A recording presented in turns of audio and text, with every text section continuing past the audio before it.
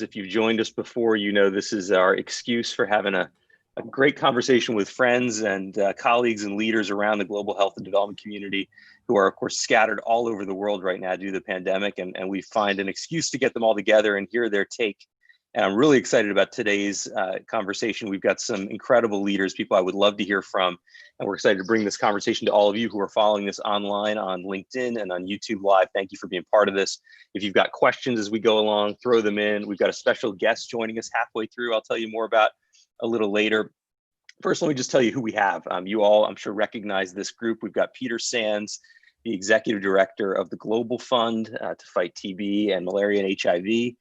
We've got Raj Punjabi, who is the founder, co-founder, and CEO at Last Mile Health. He's a real leader in the world of community health workers and community health, and obviously has tremendous experience with the Ebola fight and is deeply engaged in this one. So really eager to hear his take. And my great colleague, Jenny Lee Ravello, she and I tag team on these issues from two sides of the world. Jenny is based in Manila. You have read her byline, I'm sure, many times as she interviews global health leaders. She's a senior reporter at Devex with tremendous experience on the health beat. So we're going to have a great discussion, I hope, on what is the topic I think we're all thinking about, which is the pandemic and its response. But specifically, we want to make sure we hone in today on community health workers, which is maybe an underreported, under-discussed aspect of the pandemic response. And we're going to definitely get there. But maybe I can just start with you, Peter. I'm sure people are eager to hear your take kind of overall on where we are. I was reading the released minutes, the remarks you gave at your board meeting, I guess a week and a half ago. And you had some pretty stark comments about how you see this unfolding. Just give us a sense, what's your take on the pandemic response right now, where it's headed? I think the starting point is that actually many of the countries in which we invest, i.e. the low-income, middle-income countries in the world, have actually responded commendably swiftly to the threat of COVID-19. They've moved very fast to take action to control the spread of the virus. And we're seeing some of the benefits of that in that it hasn't quite exploded quite as fast, particularly in Africa, as if you'd asked me 6 weeks ago, I would have said. Now, I don't think that means we can be at all complacent for a couple of reasons. First is many of the things that countries have done are simply not sustainable. You can't really sustain lockdowns in environments where so many people have to work to eat every day and where governments don't have the resources to compensate for lost income. It is surprising how long they've been able to sustain them so far in many places and extending them further. I know where you are, for example, in the Philippines, Jenny, this is continuing beyond what people might have expected. But it does have, for the vulnerable, for key populations, so on, some of these lockdowns have some pretty significant negative consequences. But other places we're seeing are beginning to move away from them, or frankly, the people are moving away from them. And so that's one reason we can't be complacent. The story is by no means over. The second reason we can't is that I think there's a significant risk that the knock-on consequences of COVID-19 in terms of the impact on other diseases are likely to overshadow the direct impact. I think that's particularly true in places with very young populations. Africa, for example, 3% of the population is over 65. Compare that to, say, Europe, where it's 20%, or in the States, it'll be 17, 18%. And we know that COVID-19 is a disease that has its most severe impact on the elder part of the population. But on the other hand, what we are also seeing is significant disruption to programs around HIV, TB, and malaria, around vaccination, around child and maternal health. And all of these could have a very significant impact on total mortality, total deaths lost from COVID. And indeed, there have been a number of analyses that have been, frankly, pretty alarming. There's been some modeling done by WHO, which suggested that if we don't mitigate the impact effectively, we could see a doubling of malaria deaths. The Stop TB Partnership has said we could see another 1.4 million people die of TB over the next 5 years. And again, UNAIDS on HIV reckoned that over the next sort of 18 months, 24 months, you could see a doubling of HIV deaths in sub-Saharan Africa. Now, all of these are in context of scenarios in which we don't take corrective action. And of course, we are taking corrective action. But I think it's a reminder of what is at stake. And without wishing to, I don't want to diminish COVID-19 at all, because I think it's a huge threat. But to put it in perspective, I think, roughly speaking, 300 and something thousand, 30,000 or so people have died of COVID-19 so far this year. Roughly speaking, about 1.2 million people have died of HIV, TB, and malaria so far this year. So we have a lot at stake. And I think success, when we think about what constitutes success in fighting COVID-19, it's mitigating the total impact rather than just how many people died specifically of COVID-19, because saving them from one disease only to have them die of the other isn't a great achievement. You mentioned, just quickly on community health workers, I think one of the top priorities in the response has to be to protect and strengthen community health workers. Why? Because the poorest countries in the world start with lower ratios of health workers to population anyway, and lower ability to reach the most remote and marginalized. And the critical key person in this is the key community health worker. And we've already seen in the most advanced economies, systems coming under acute pressure because health workers get sick or they have to isolate themselves. In places like Africa, there is no margin for that. If we start losing significant numbers of community health workers, we don't just have a problem with COVID, but all of a sudden, that's the person who administers the vaccination program. That's the person who does the test and treat for malaria. So there's a huge amount at stake. And so the providing, say, protective equipment and training to community health workers has to be one of the top priorities. And it's actually I want to get into that. Okay. I want to get into that discussion to find out whether that's actually happening. You know, Raj and I had a conversation like this a few weeks back, and that was one of the key points. I want to see where we stand, but maybe broadly, I know, Raj, you obviously spent a lot of time working in the Ebola crisis 5 or 6 years ago now, and the same issue that Peter just described was very apparent there, where I think more people died of other health-related issues than Ebola because of the disruption to the system and to the health workforce. Are you seeing the same thing here? You know, I still feel like the narrative in the broad mainstream media, the global narrative, is very focused on places like New York and London. You know, it's not yet capturing the potential for what could happen in much of the rest of the world. It's true the numbers are low in many of the countries, the low and middle income countries where your organizations work, where our community is based. But do you see this shifting or changing? I'd just love to get your overall take, Raj, before we dive in deeper on CHWs. No, absolutely. And I thought, you know, a lot of what Peter said also resonated. I think he's right. The two concerns that every country, be it in here in Boston, in the United States, or in some of the countries where, you know, we've been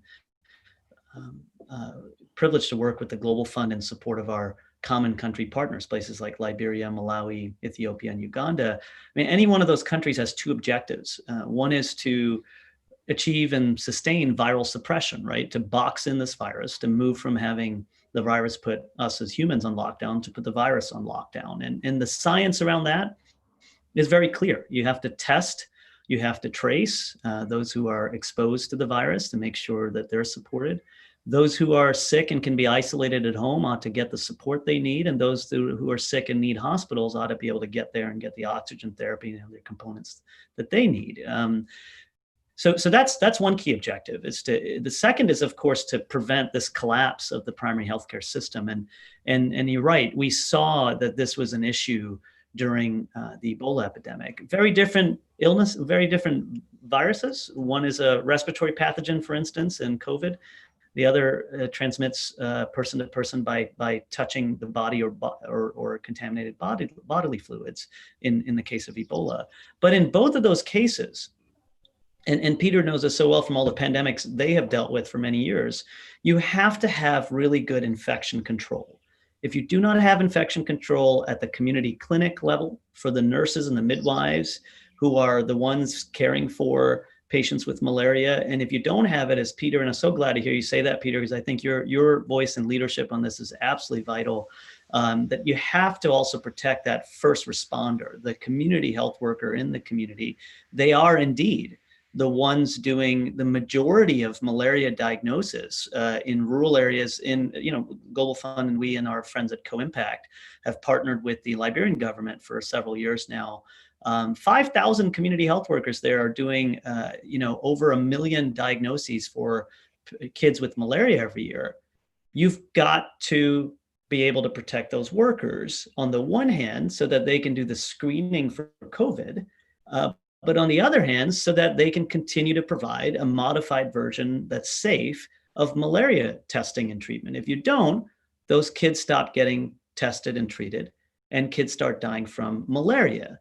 And this is not theoretical, I think, as Peter is saying. You're seeing it now in some countries because there hasn't been enough pressure and action. But we also know the data from the Ebola epidemic in West Africa. Just in Liberia alone, where we were very involved with the Global Fund and the Liberian government in responding, we know that untreated malaria increased by 140%, more than doubled during the Ebola outbreak, because largely community health workers and primary care workers either were asked to sit at home because no one was confident in the supply chain, or they didn't have the right infection control, the PPE, the masks, the gloves, the face shields, to be able to deal with that epidemic. And I think we're making progress on this since the last time we talked, Raj, but I think there's more that can be done for sure on making sure that the health of all health workers is protected so they can protect the health of others. Yeah, I'd love to get Jenny's take on this. You've been reporting, Jenny, on the malaria and COVID nexus and what it could mean. What do you want to add to the discussion, or what do you want to ask? Thanks, Raj. Well, this is really interesting, and I echo what Peter and Raj has mentioned about, protecting health workers, and also the impacts and the other health issues. We've covered, not just me, but some of our other reporters as well, about the impacts on HIV and AIDS, malaria, TB. I think even in NCDs and sexual and reproductive health rights.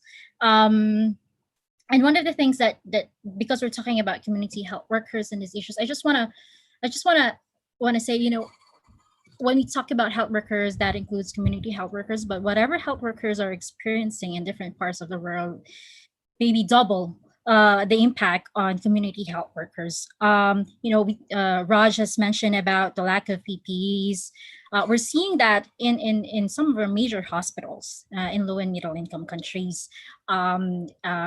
People are looking to wear not medical grade masks really, and just trying to make do with what they have. But we have to look past that and see how much more are community health workers having to deal with the shortages. In India, for instance, the ASHAs, the female social and health activists, we've been there have been reports of them having just one mask for the duration of the work that they should be doing. They don't have enough sanitizers. Some of them make use of saris to protect themselves while they're out there doing critical work of door-to-door surveys in communities. You have places like here in the Philippines where there's a huge shortage of health workers, especially those who would be needed in terms of contact tracing. Right now, the government wants to recruit 90,000 health workers. That's how big the shortage is in terms of that, and they should have done that early on in the outbreak, not in May, but early on in this outbreak. And so we're just seeing not just the health system, how weakened health systems are, but how weak are the support that's being given to health workers. And there's a lot of gaps there, not just on protective equipment. There's also gaps in understanding. We have a story today. I'm not sure if everyone has seen it. It's on our homepage about the attacks on health workers. And if health workers in hospital facilities are experiencing discrimination and stigma, how much more community health workers going door to door where people don't understand what's going on, don't have access to appropriate information, to accurate and evidence-based information. So there's a lot of gaps as well in there in terms of support for our healthcare workers. Peter, the Global Fund, it's in the name that you are disease specific. You're focused on 3 diseases, but of course, as the fund has evolved, you've had to become more health systems oriented because so many of the underlying questions are about health systems, just as Jenny described. Community health workers are working across all kinds of issues, right? So how are you seeing this as you're talking to health ministers? Are they asking you to procure? You have a massive procurement operation there. Are they asking you to procure PPE for healthcare workers? How do you see them kind of connecting into the broader health system strengthening conversation that we're having? Well, you're right. I mean, we do have a mandate which is specifically around HIV, TB, and malaria. But to deliver that mandate, we have to support countries on their health systems. And actually, we are the largest multilateral provider of grants on health systems. We provide over $1 billion a year on health systems. But we also looked at COVID as, in a sense, an existential threat to the progress that had been made. We risk reversing all the progress that has been made on HIV, TB, and malaria, and overwhelming these often quite fragile health systems. So we've actually made, over the course of the last few weeks, we've made over $1 billion available to countries, immediately available, for helping them do basically 3 things. And we started this right at the beginning of March, and over 84 countries, I think, have since used the flexibilities. 3 things. One is actions to mitigate the impact on HIV, TB, and malaria. And a lot of that is about PPE for health workers, or it's things like changing the way something is done. So larger dispensing packages for people on antiretroviral treatment, so they don't have to keep coming in, changing the model for bed net distribution, so it's not to a central place where people gather, but to door, those sorts of very pragmatic things. Second is what I would call pure COVID-19 response, helping countries get access to diagnostic tests, helping them gear up in response to the pandemic. And then third is urgent fixes to bits of the health system, which clearly aren't fit for purpose in the context of combating a pandemic.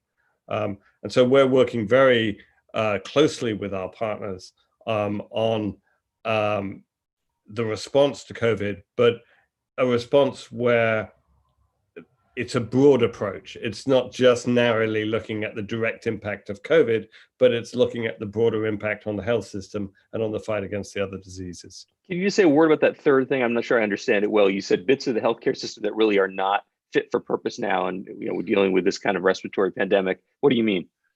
Well, there's a number of different aspects to that.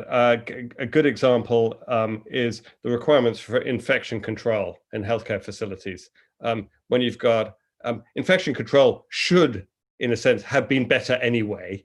But when you've got a disease like COVID, you got to up the standards of infection control immediately.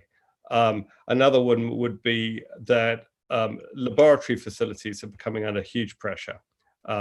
A lot of the diagnostic kits use the same instruments that actually we had funded to be put in place for either HIV viral load testing or TB diagnosis.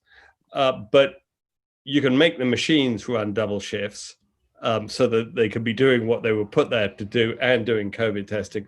But you need to upgrade actually the human support to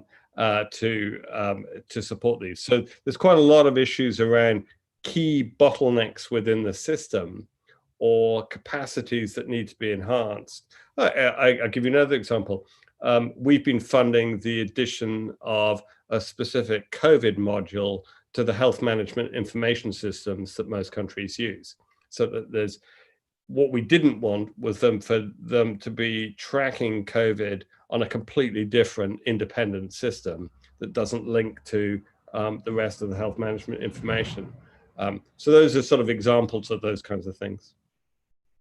And you'd think on that last point, there's an opportunity to maybe make sure CHWs in countries have one unified system when they're going house to house, they can ask about COVID and other infectious diseases. They can gather health information in one place. I was talking to Mark Dybel in a similar video interview recently, and he was describing how maybe this is an opportunity to see more of a joined up effort where instead of community health workers being used just on a project by project basis, they can be really part of the system in a more significant way where there is one set of tools, one set of protocols. What do you think about that, Raj? What's your take dealing with so many CHWs through your organization?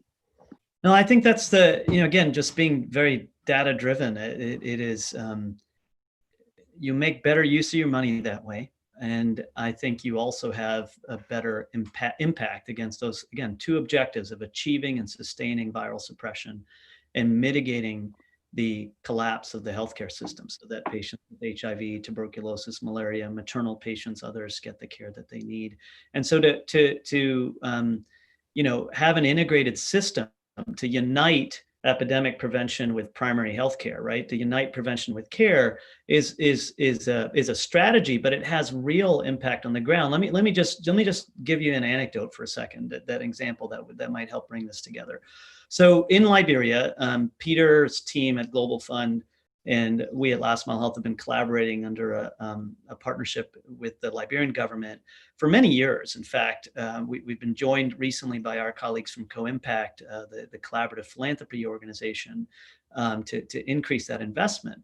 But right after the Ebola epidemic, the Liberian government said, look, we need to have an integrated system where a single community health worker paired with nurses, because you got to have that referral and continuity of care that Peter's talking about in place as well. We want to have a worker like that within reach of every last child and family in the rural countryside in the country, because we want to do two things, not just spot the next Ebola, which was priority number one, and that's what they got trained on first, is to look for the Ebolas, the measles, the other reportable epidemics, but also to deal with the everyday epidemics of premature death. So one of their top priorities was to deal with one of the biggest killer of children in Liberia, which is untreated malaria. And so the Global Fund put in an investment for the rapid diagnostic test, for some of the training, alongside efforts that we and others were coordinating and support the government. Together, we helped the government with many other partners scale up a workforce that's now reaching over 80% of the rural population. They have just in the past year done over a million malaria treatments, plus other infectious diseases like diarrhea, pneumonia, and dealing with screening for malnutrition. Now, that same investment that was made to deal with, that started because it was an epidemic of biblical proportions like Ebola, but then was dealing with the everyday primary healthcare issues of malaria and HIV and tuberculosis and other maternal and child health challenges, is now being repurposed by the government. And again, Global Fund and us and a number of others, UNICEF, the WHO, have contributed to the Liberian curriculum for COVID.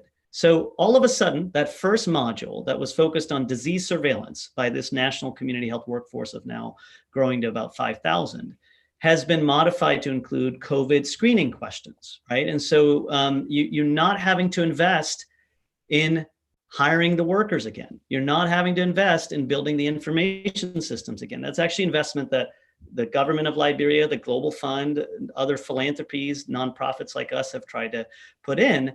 And so when the COVID, why does that matter? So what? Well, here's why it matters. Number one, we've seen that countries that have done this are able to have extraordinary results in improving their testing rates. In South Africa, for instance, they took 28,000 community health workers in the first month of their rise of their epidemic that were focusing on HIV and tuberculosis. I imagine many of them co-financed by the South African government, the Global Fund.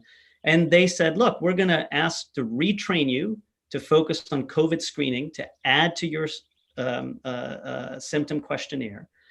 And we're going to give you the protection, right? The masks, not fake masks, medical masks. We'll give you the gloves, the gowns, the eyeglasses, so you can go door to door and find COVID patients while still delivering HIV and TB care. And what South Africa's shown is that they've managed, by being proactive, not waiting for patients to come to the clinic, but going to their doorstep, has managed to screen 7 million South Africans in the first month, which is 1 out of 10 South Africans. And I volunteer, and that has improved the testing rate. They get screened and then they get tested in clinics, right?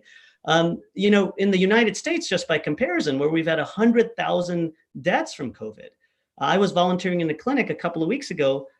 We had 67 patients with suspected COVID come in for testing, but every one of those people had to pick up a phone, call their primary care doctor, get screened, and then eventually show up at the clinic. We're waiting for them to come to us, not taking the point of care to them. And that is going to keep us at dealing with only the tip of the iceberg of this epidemic. And I think this is why it's critical to integrate ongoing routine services for HIV, TB, malaria, as Peter's saying, with COVID. And that, by the way, will probably make for a better investment proposition when we come out at the other end of this epidemic. Particularly think about vulnerable populations, people who are homeless, people who, you know, might not have access to transportation, right? The model where you have got to come in and get access to a health system instead of the health system coming to you has real challenges. We're starting to get great questions in. We've got people joining us from all over the world. I want to get to Jenny quickly in case she wants to throw in some other thoughts or questions before we bring in some other voices. Thanks, Raj. Actually, I have a question since Peter and Raj have mentioned about data and investments. You know, over in recent years, not just this year, but there's been a lot of calls to invest in health systems, and Peter has mentioned about the Global Fund investing over $1 billion a year on health systems. I just want to know if there's a way, is there someone tracking data on how much of these investments in health systems are actually trickling down to community health workers' needs? Really, I mean, just not just beyond just the protective equipment that we're talking about in this pandemic, but you know, the training and the financial incentives. You know, this. How much are they being paid? Are they being given enough financial incentives to go on with their work?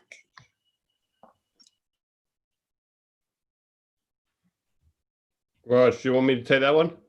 Sure, yeah, why don't you, and I'll come in right after.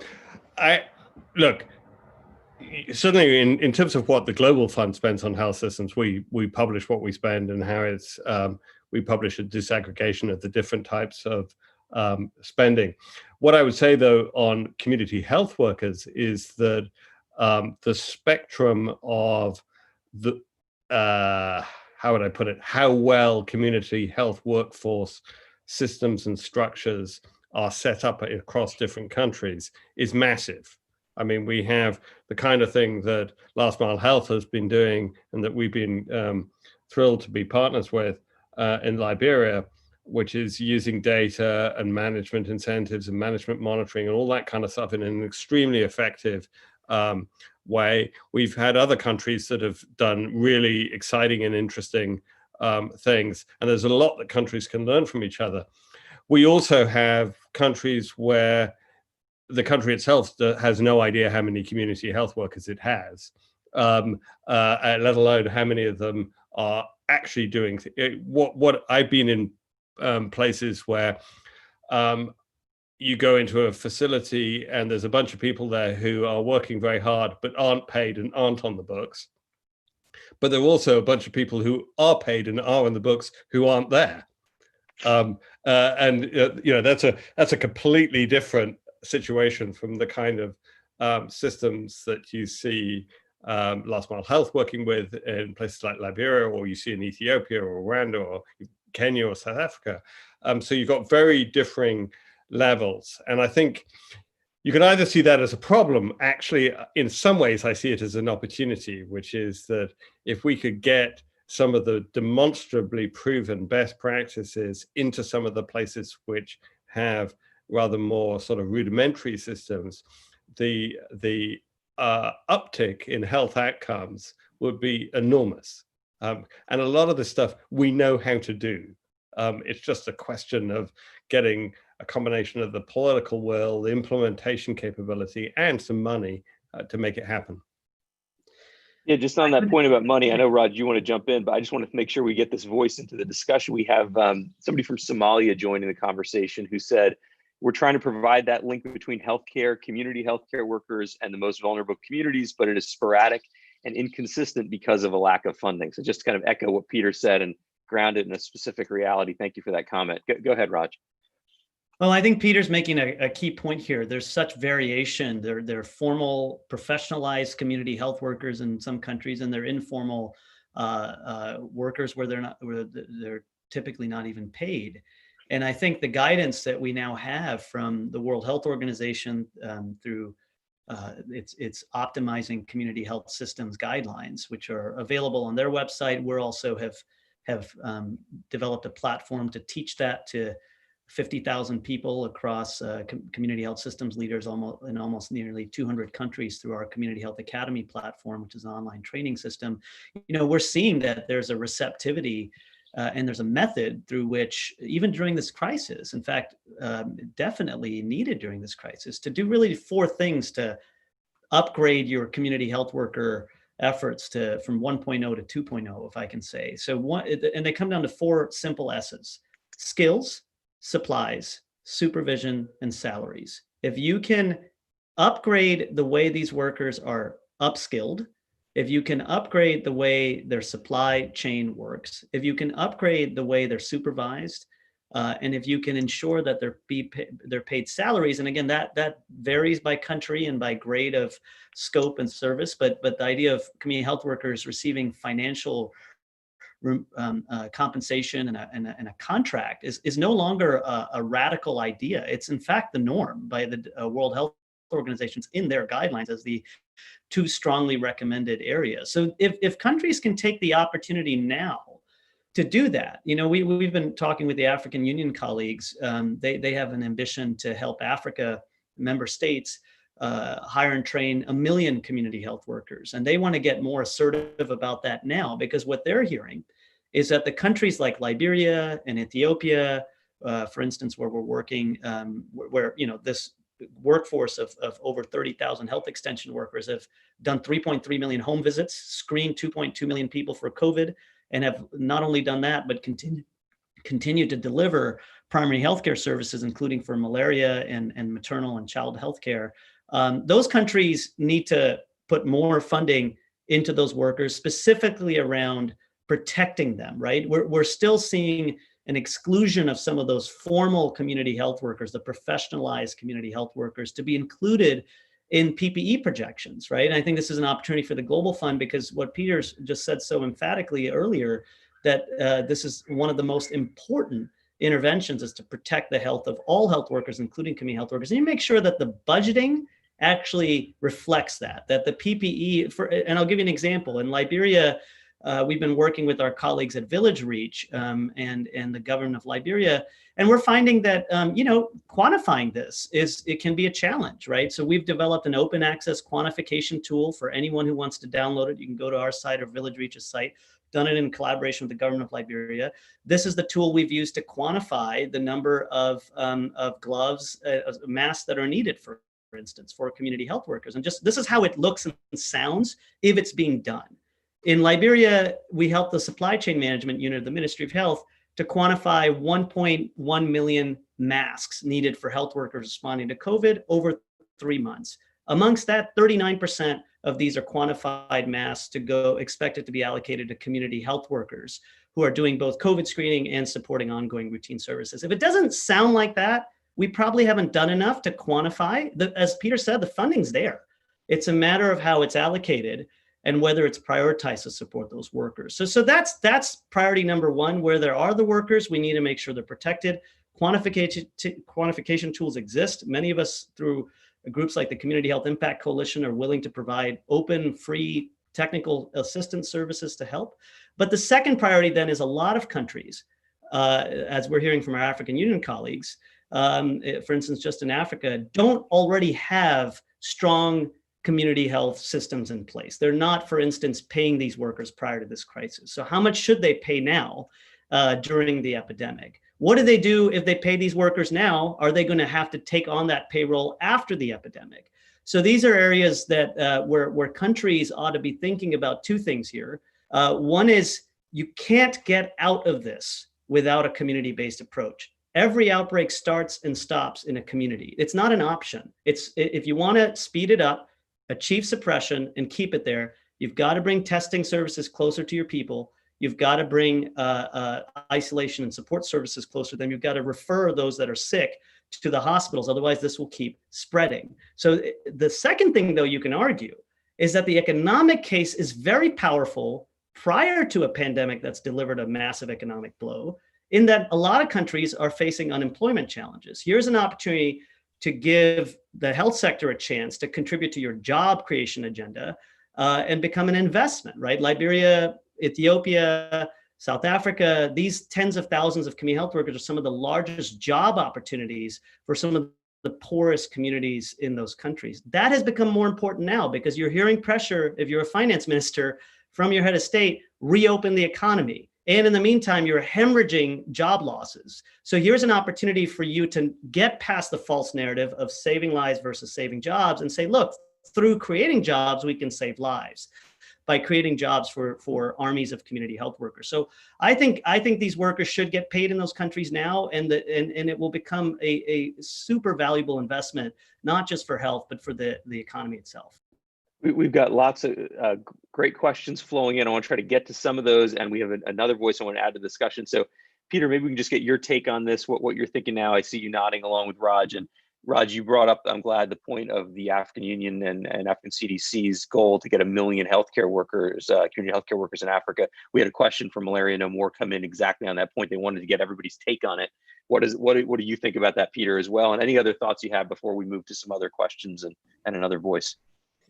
I mean, I couldn't agree more with Raj on the importance of institutionalizing community health worker systems without breaking their intimate relationship with the communities in which they're in. But where it works best is where you have that combination of things that Raj spoke about. You do have training, and one of the things we've been helping do is fund countries to provide COVID-19 related training to health workers. The supplies absolutely critical, and this point about personal protective equipment, masks, gloves, and that couldn't be emphasized enough. That we have to. The risk is if we don't, not only may we lose community health workers, but actually they could end up being vectors of transmission. So your greatest asset could actually turn out to be a source of vulnerability. And it's not a trivial exercise it's not just the procurement but the actual management processes and systems to actually ensure that the right people are getting the right mask and gloves every day, and also that they're being disposed of properly. And then all the side of it around the management side of it, the supervision, the salaries, and so on. And in a way, what I'm hoping, because none of this in a sense is new, is we all knew that the community health workers were an incredibly powerful tool for delivering healthcare. And we all knew that there was a vast spectrum in the performance of the different community health worker systems. But I'm hoping we seize the challenge of COVID to really take us to another place in terms of that performance. I just want to pick up on one other point, which is the point about community engagement and leadership. This is something where I actually think that the communities, particularly in Africa, which have had to face challenges from diseases, be it Ebola, be it malaria, be it HIV, are in some ways positioned more strongly than in perhaps the more advanced economies in Europe and North America and so on, because there's a greater awareness in these communities that actually fighting disease is something that the community does. It's not something that your healthcare system does for you. It's something that the people themselves have to grab hold of and lead on. And, if you look at the way people have responded in the West, we struggled with that, right? We struggled to the behavioral changes, the isolation, the community support. It has been something that people have come up a very steep learning curve on. And those systems are actually stronger in many parts of Africa than they would be in many of the advanced economies. And I think the trick is that we have to leverage those. And we need to use the kind of outreach systems that we've used for, say, HIV. We need to leverage those in this situation. Because ultimately, if you want to do the kind of tracking, testing, tracing, and support to people isolating, that's not going to be done through a purely technocratic top-down government. That has to be led by the communities in which people live. I think that's a great point on which to bring in our next guest, as though this were an actual coffee shop and someone has wandered in to join us. Beatrice Savadier, if you can please turn on your video and join the conversation, because Beatrice, I think, can help to bring some of the discussion back home to the communities where she works. Beatrice is in Zimbabwe, joining us from Zimbabwe. She's the founder of Roots Africa. She's a well-known activist in her country, has led the campaign to ban child marriage, the successful campaign, has led the campaign to remove taxes successfully from menstrual products. She is somebody who is very used to pushing for people who are vulnerable in need. And I wanted to we're delighted to have you in this discussion to just get your take in general, how you think our conversation has gone, and kind of add any other perspective you have that you think we might be missing so far. So Beatrice, welcome. Thank you very much, Raj. I'm excited to be in this space to share my experiences of working in the communities, especially in the response to COVID. And I'm encouraged that I was listening in to Peter and Raj talk about their work and how they've been supporting, COVID response. And they have expertly, talked about the challenges that community health workers are facing. And I feel they've quite aptly, captured these challenges, like the increased burden because, like, for example, in Zimbabwe, the health facilities are only attending to emergencies. So if you are to be attended to, you have to go there being pushed in a wheelbarrow or in a car, or you're bleeding, something very critical. So if you want to go there and you want to access a condom, or you want to access abortion services, or you just want, like, one of the critical things that I'm concerned about are people failing to access ARVs because of the travel restrictions. So if you go there, some people are being turned away because the nurses that are manning the clinics actually do not have PPE. So I think the challenges you've quite aptly put. I want to particularly talk about also maybe the gendered nature of this pandemic, because most of the community health workers are women. So because health facilities are not attending to the day-to-day, oh, I have a headache and whatnot, the health workers have had to work 24/7 to respond to challenges that are happening with the health challenges that are happening within communities. So there's been, in Zimbabwe, actually, the health workers, the village health workers are supposed to work 3 days a week for 3 hours. But now we have seen an increase in the number of the days that they're working, an increase in the number of hours that they're working, because the healthcare system has somewhat collapsed. We've also seen the impact of COVID-19, where the referral system that was very essential in the primary healthcare collapsing, because the community health workers are referring people for services to the clinics, but the clinics are not offering those services. They're turning people away. So, and is that mostly because those clinics don't have PPE, as you were saying before, and so they're hesitant to have people coming in? Mm-hmm. Just to give context, my organization, we work in rural and farming and mining communities. So in terms, we know there's already a global shortage of PPE. So in terms of priority, rural clinics are the last to get PPE because of distance, because of where they're located. And also village health workers and community health workers in general, the least on the priority. When the government is talking of frontline health workers, they're taking of the nurses, the doctors who are stationed within healthcare centers, and the community health workers are the least of the priority. We have had concerns from community health workers who are now not going to provide services that they were normally providing before COVID, such as basic, healthcare services that they were giving, such as family planning services, because they are afraid of contracting the coronavirus. So it is important, I think, to look at the pandemics that are happening within this pandemic, because a lot of attention has shifted to coronavirus. But like I say, there are people who are defaulting on their treatment due to travel restrictions. There are also cases of just basic human rights violations where we have seen people being forced to disclose their HIV status, because for those who wanted to go and collect their ARVs, they had to go to the police to get a letter written to say, oh, okay, this person can travel because they want to go and collect the ARVs. So at every point where you meet police officers, you have to show them the letter. Sorry. So there's that element of forced disclosure of HIV status. So those are some of the things that are happening in Zimbabwe and are happening with community health workers. Jenny, did you want to jump in and ask Beatrice anything or add your own thoughts? More of a question, actually, Raj.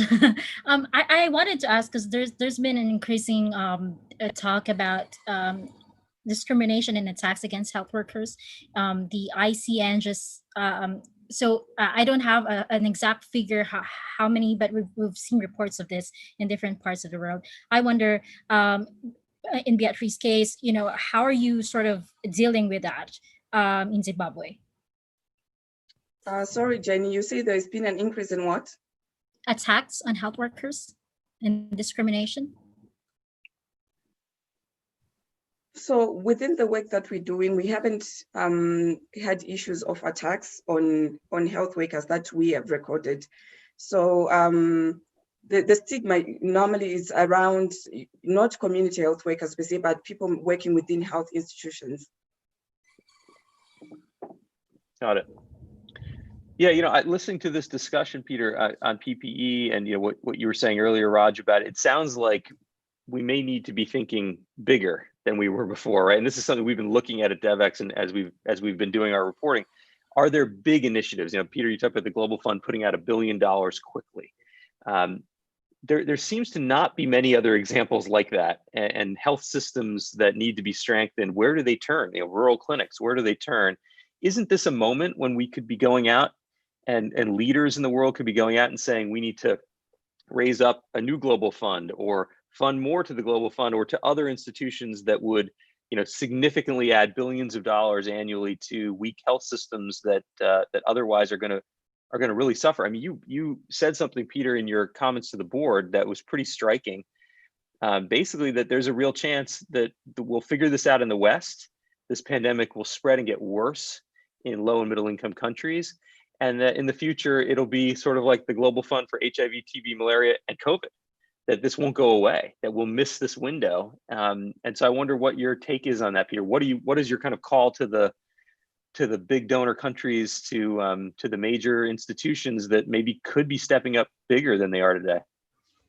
I want to be clear that I position that very clearly to my board as that was my nightmare. And it's the thing that kept me awake at night. And it isn't a theoretical outcome, because if you actually think about what has happened with HIV, TB, and malaria, is these were pandemics, right? HIV was the last big global pandemic to hit humanity. If you look at what was killing most people, the biggest cause of death in the post-war era, post-Second World War era, in places like Japan or much of Europe and so on, it was TB. These were pandemics. We managed to effectively get rid of them as public health threats, at least, in the richest parts of the world, but we have not yet won that fight among the poorer and more vulnerable communities elsewhere. And I do think there is a danger that the current level of energy and focus that we're seeing on COVID, and it is extraordinary, the amount of scientific endeavor and effort, that once it becomes less of a preoccupation in Washington or London or Geneva or Tokyo, that it will become more of a kind of humanitarian concern and be put into development budgets. And maybe, as I say, maybe it gets given to the Global Fund as yet another unfinished fight against a pandemic. And the reason I'm talking about this now is because I don't think that's what should happen. That isn't the way we should be tackling this thing. We should be tackling this thing absolutely in a way that says we should leave no one behind, and we should fight COVID wherever it appears, because that's the safest way to make us all safe. And while we're about it, we should use it as an opportunity to say to ourselves, and in fact, leaving the fights unfinished against diseases like HIV, TB, and malaria, when we know we have the tools to finish the fight, is not an acceptable thing to do. That we if should. there's one thing this discussion has made very clear, Peter, it's that these are all linked together, right? It's the same community healthcare worker that is serving the community across so many issues. And you used to chair a panel that was looking into global health security threats, I think back in 2016. You know, this pandemic that we're facing now with COVID, it's not the last one. As you say, there are many before. There's this one right now in front of us. There are more coming. And in the end, the solutions are often unified. It's having the strong rural health clinic with the proper protective gear. So it does seem like an opportunity. I know, Raj, what your take is on what you're hearing as an NGO working with global leaders. You know, if you ask me what's my most feared vision in the, look out 2 years from now, May 29, 2022, and what's my most hopeful vision, here it is. I share that same nightmare that I know Peter's talking about, and I know my friend Beatrice is experiencing right there. She just described. I mean, that is, I could almost have predicted the word she was going to say, because it is exactly the systematic pattern that we've seen with every other pandemic, right? So, I don't want to use this term lightly, but it feels like the most feared vision in 2 years is that we end up having a viral apartheid, right? The idea that a group of people will get access to life-saving tools, whether it's vaccines, the testing, or the treatments, and that those will likely be those people in the rich nations and the powerful within those nations, and the poor within those rich nations and the poorer nations in the world will get excluded from that. I mean, Peter's right. That is in fact the story of every pandemic that has happened in humanity. HIV, tuberculosis, malaria. It's a reason the fund, and partly exists to respond to that. So I think that is my most feared vision. I share that nightmare scenario. Now, the alternative can happen, which is to mitigate that to the potential, to the most possible potential, and also to deal better than we have before with some of the everyday epidemics of premature death that are there, to build an everyday system that can surge the next time there's a crisis. You're right. We're in an age of pandemics. This is not the last one. And we ought to be thinking about this not as building an emergency system now per se, but building everyday systems that can surge during times of emergency. And I think community health workers, as we've talked about here, and credit to you guys for featuring them, to Beatrice for advocating for them, are absolutely vital. And let me just recap. There's 3 key arguments, right? There's the moral one. It's just plain and simple. People who do this work ought to get paid and protected to do it. Doctors like me deserve that. And so do nurses, and so do community health workers in those communities. We know that $1 trillion of work goes unpaid by women in healthcare every single year. The great majority of those are community health workers, nurses, and midwives around the world. $1 trillion, that's larger than the economies of over 150 countries, right? So you can look at that and say, that's a daunting challenge, or you could look at that and say, let's create some jobs that could really spur the economies and deal with this epidemic, right? So that's the second argument, is that it is actually smarter to do it this way, to allocate PPE and pay according to the service provided if you want, maybe not according to the service provider, right? If the community health worker is doing more or less, give them the protection and payment and support that's there. And then the third argument, of course, is that, look, you only have to really do 3 things if you're a development professional right now. You've got to help make sure, number 1, you have a plan for ensuring continuity of primary care services, including things like malaria treatment. 2, you have a plan for limiting health worker infection. And 3, that you have a plan for suppressing this virus by doing the testing, tracing, isolation, and referral for treatment that's necessary. If we can do those things, we don't have to have that nightmare scenario of viral apartheid, but that's got to take, as you said, a big push, big push. We should be having, whether it's a new fund or more funding to the Global Fund and or the African Union, et cetera. But if we know that pandemics will be dealt with better with a pandemic health force then we've got to invest, for instance, that kind of pandemic health force funding in these frontline and community health workers to be that pandemic health force for the future. It seems to me we've got a consensus around, social distancing, lockdowns, that is applicable universally. And as Peter said, even the lowest resource countries are doing it at great cost to themselves, at great cost to their economies, their vulnerable population. They're doing that. And then there's an emerging consensus that when we get to a vaccine, that needs to get to every person in the world. And there's at least some voices on that. There are at least some institutions working on that. But it's everything in between that we seem to just be watching the situation unfold from the donor nations to say, well, what are the latest statistics? But you're not hearing a lot of really big initiatives to address exactly what Beatrice has reminded us is happening in reality on the ground. I don't know if Beatrice or Jenny or Peter, anybody has anything they'd like to jump in on that point or anything else as we get close to the end here. Mm-hmm.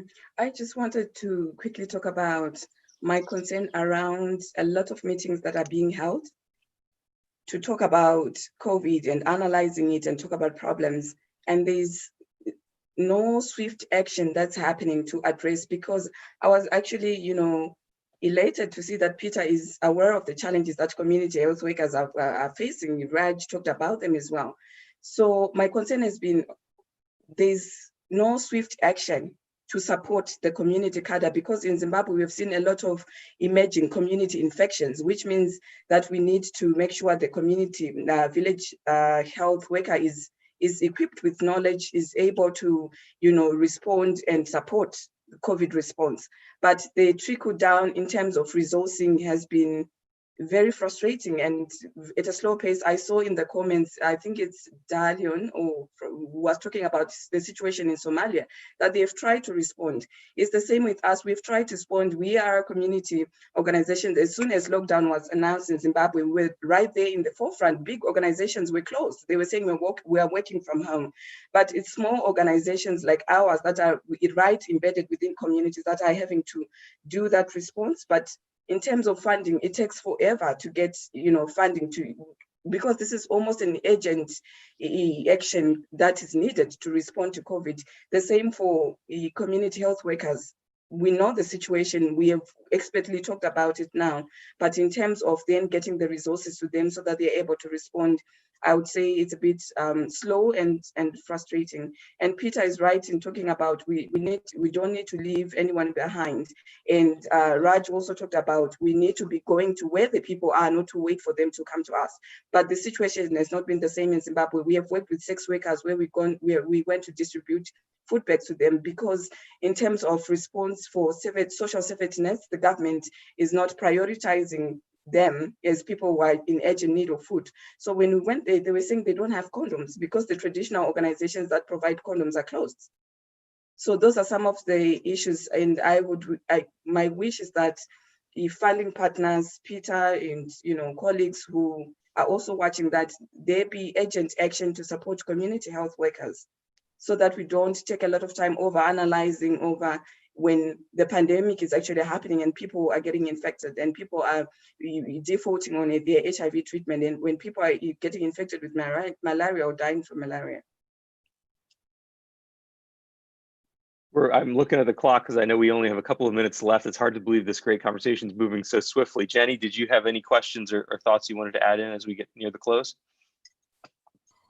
Just a short one, Raj. I mean, it's really interesting. We all know what needs to be done, right? We all know what health workers needs right now. The protective equipment Raj mentioned about, they ought to be paid as well as much as nurses and doctors in medical facilities. The big question I have is always who's going to be responsible for this? Who's going to foot the bill? As governments are brought to their knees all over the world, they're suffering losses right now because of this pandemic. But we also know we want to strengthen community health workers. We want to invest in health systems. How governments and the international community, how aid donors are going to be working together. What will be the role of international organization in this space in terms of, during and post-pandemic, really? What's going to be the role in terms of making sure those investments come in and trickle down to where it's most needed? Maybe that's a great question to give to Peter, because you've spent a significant portion of your 2-year tenure now leading the Global Fund, traveling to capitals and making the case for why governments ought to invest. And you succeeded in a major replenishment of the Global Fund. But now we're in this new moment. What do you think? And what do you want to hear donors do? Just to add one data point to the conversation, Devex has been doing a weekly poll of our community of development professionals, and 2/3 of them say donors are not doing enough right now. And a majority of people who work at donors tell us in this poll that they are not doing enough. So there seems to be some general consensus on that point. But go ahead, Peter, to close out the conversation. Well, very quickly. First of all, in terms of the Global Fund's own experience, we're not seeing donors pulling back at all. We're seeing the conversion of pledges into cash absolutely on schedule, if anything, slightly ahead of schedule. But do we need to step up further in terms of the investment in global health? Absolutely. I mean, what this has shown us with COVID is that the downside of not investing in health is so much more than the cost of investing in health. And so if there's one strong message, and I think people are hearing this, is that both governments within the countries and donors, we need to put more into health, and we need to do so with urgency. One observation I would have is that I think this is happening both at the donor level and within the implementer level, is that actually people are finding it difficult just to make decisions and get things done. The adjustment to working in lockdown, the sheer amount of issues going on in the donor countries, of course, they're all dealing with health crises themselves, has meant that decision-making has slowed down. I mean, to Beatrice's point about the speed of getting money, I mean, we have deployed some extra money to Zimbabwe. We would actually like to deploy more money to Zimbabwe, but we're waiting for Zimbabwe to ask for what it wants. And we are actually pushing countries to respond to us, the CCMs, to respond to us more swiftly. And they are finding it somewhat difficult to function. And also, to be fair, what we are finding is, the chairman of the CCM is working flat out in a hospital, or people are being pulled in multiple different directions. So we do need to spend more, and we need, to Beatrice's point, to get the money fast to the front line, and we are very keen to be doing that as the Global Fund. But I'm hoping that if we look sort of beyond the immediate firefighting, that also this should lead to a kind of paradigm shift in the way we think about the relationship between health and society, health and the economy, and that we reset that thinking, because we haven't got it right in the past, and this is a painful way of learning that lesson. And as you said in your earlier comments and in your comments to the board, the lesson may not be over. If we don't act now, this could be something that's with us for a very, very long time. So a sobering but I think really valuable discussion. I can't think of a group I'd rather spend time with. Thank you all for doing this. This has been great. I want to say to people who are joining us online, thank you for being part of the discussion. I'm sorry we have to end. It seems like we could talk for a lot longer, and there've been a lot of great questions that have come in. We'll try to answer those in the threads online.